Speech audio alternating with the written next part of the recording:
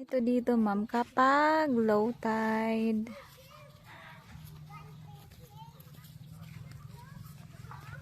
Ayan. Ay no, resort. Tapos yung sa tabi niya.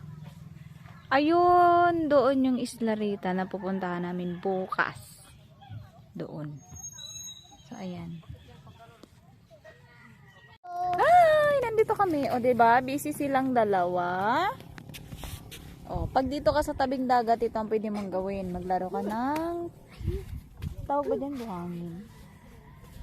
Gagawa daw sila ng castle. So, kararating lang namin dito. Pasyal muna kami sa parents. Matibay sa akin, Alex! Parents. Matibay sa akin. Dalawang bundok ko. Paano yan? Saan? Tangkadan ko ito pa dito maano ng alon. Si Dib sana kanina, naisipan niyang mag-cellphone. Sabi ko hindi, maglaro ka dito.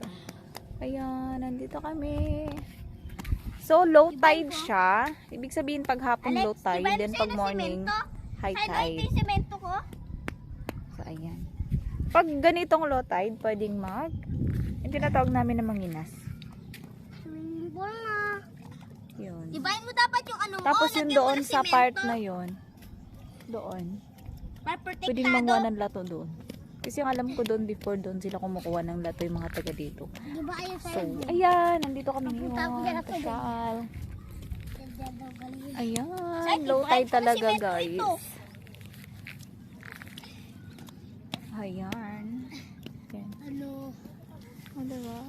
Nagawit siya ng Busy silang dalawa, oh. nagagibak na to. Yan. Kadaming tubig mo? Ada?